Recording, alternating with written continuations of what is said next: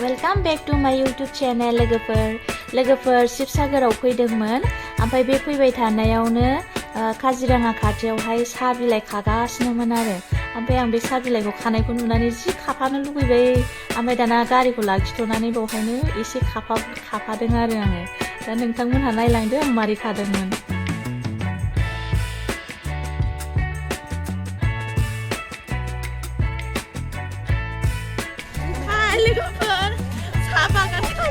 साहा बागानाव दङ नै ओरै खायो बेखौ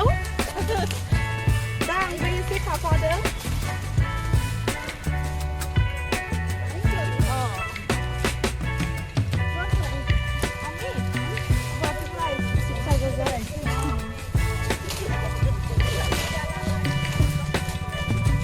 गोरलै खायो बेबायदि गोरलै खायो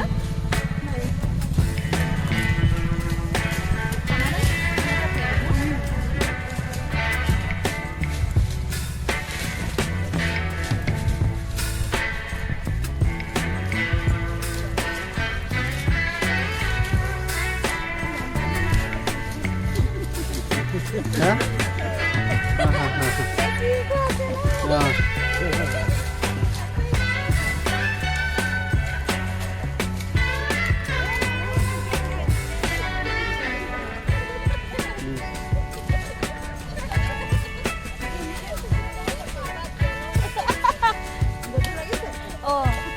गिलिरथार बिसोर माने बिराद खस्थ' खालामनांगौ बेस्राफोर ओमफ्राय बेबायदिनो माबा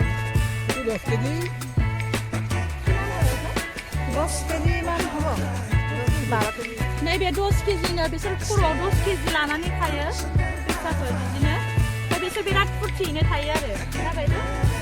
आराम माने फुर्थियैनो एकदम माने खायो आरो बिसोरो दा आंबो खानायबा एक्सपिरियेन्स लानायदों माबायदि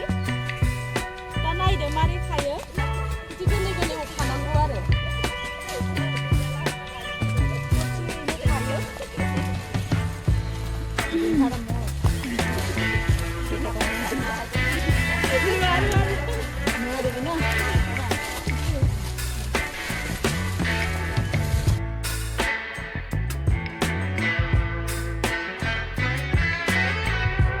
लोगोफोर खानायनो लुबैनानै खानायनो मोनबाय आरो माबायदि